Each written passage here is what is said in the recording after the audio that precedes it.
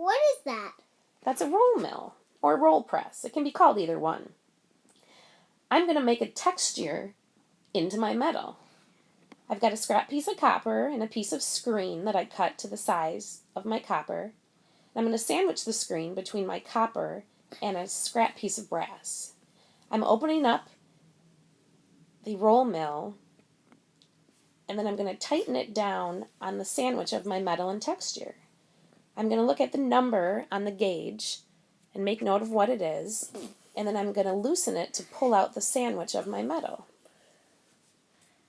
I'm going to go back to where the number is, and I'm going to add 10. I'm going to push my sandwich into the rollers here and turn the crank and keep turning and turning and turning, and it's going to roll my sandwich of metal through. Now I should have the texture of the screen imprinted on my scrap piece of copper. Can you see it? Yeah. There's my screen, and there's my copper with the screen texture pattern on it. Now I can do this with paper, with fabric, lace, dry leaves.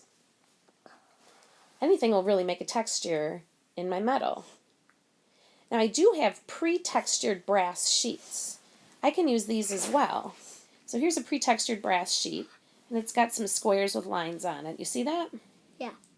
I'm going to take this copper scrap sheet, and this time I don't need to sandwich it. I've got the copper, and then I'm going to take the pre-textured brass sheet. I'm going to open up my roll mill, and then I'm going to tighten the rollers down onto my copper and brass till I can't really move it anymore, and make note of the number.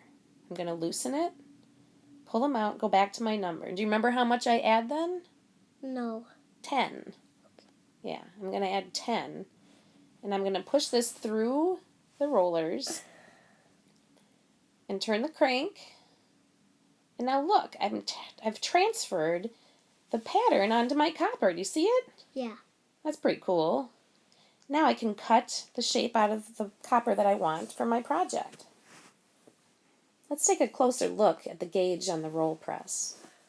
There's two sets of numbers. One is decimal points, too hard for me to remember. And one counts by 5. 5, 10, 15, 20. Do you remember how much you have to add to it? Yeah, 10. That's right. Let's take a look at some samples. Here's a sample with a paper cutout. Here's another sample with another paper cutout. You'll notice the paper gets ruined. Usually your texture can only run through the mill once. Here's a paper punch, kind of like a stamp of paper in a shape. Here's some fabric. Look at all the strings. Can you see that? Yes. And mesh. Very thin mesh can go through, and you can see individual strands. Here are those texture plates again. And then finally, the screen. Pretty cool, huh? Yeah. Good luck. Have fun.